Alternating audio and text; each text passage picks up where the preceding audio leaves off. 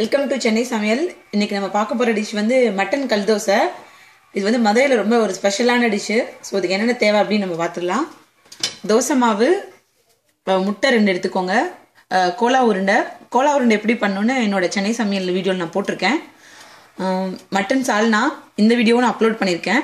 So இது வந்து mutton தொக்கு வந்து நான் மட்டன் சால்னாவை வந்து அதில் இருக்க மட்டன் எல்லாம் எடுத்து நல்லா அதில் இருக்க கிரேவியெல்லாம் நல்லா அப்சர்வ் பண்ண விட்டு ரொம்ப கொஞ்சம் செமி ட்ரையாக இந்த மாதிரி பண்ணிட்டேன். ஸோ அது மட்டன் சால்னாலேருந்தே மட்டன் தொக்கு ரெடி பண்ணிட்டேன். இப்போ நம்ம தோசை மட்டன் கல் தோசை எப்படி போடுறதுன்னு பார்க்கலாம். நான் ஒரு நான்ஸ்டிக் பேன் எடுத்துக்கோங்க. பேன் நல்லா ஹீட் ஆன உடனே தோசை மாவு அதில் ஊற்றிடலாம். நார்மலாக போடுற தோசை மாதிரி இல்லாமல் கொஞ்சம் மாவு கொஞ்சம் கூட எடுத்துக்கோங்க. ஒரு 1.5 கரண்டி மாவு நல்லா ஊத்தப்ப மாதிரி இது பண்ணிக்கோங்க. தோசை மாவு ஊற்றிட்டேன். ஸ்டவ்வை வந்து கொஞ்சம் லோவில் வச்சுட்டு ஒரு முட்டையை உடச்சிருக்கேன். ஸோ அந்த ஒரு முட்டையை தோசை மேலே அப்படியே விட்டுருங்க. இப்போ இந்த முட்டை மேலே மட்டன் தொக்கு நான் வச்சுருக்க மட்டன் தொக்கு அப்படியே ஈவனாக ஸ்ப்ரெட் பண்ணி விடணும்.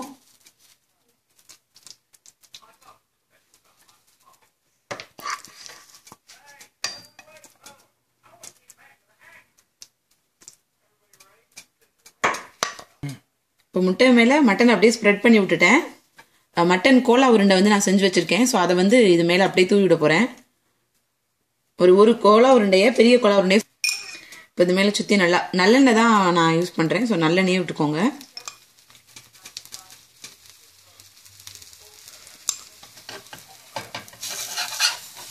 இப்போது அப்படியே அடுத்த சைடு நம்ம திருப்பி போட்டுடலாம்.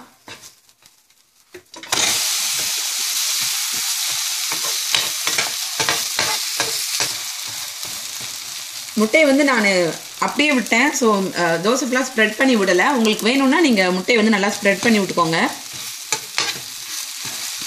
திருப்பி ஒரு 30 செகண்ட்ஸ் வச்சுருந்தா போதும், நல்லா வெந்துடும். இப்போ நம்மளோட மட்டன் கல் தோசை ரெடி ஆகிடுச்சு. 2 பக்கம் நல்லா வெந்துடுச்சு. ஸோ பிளேட்டுக்கு மாற்றிடலாம்.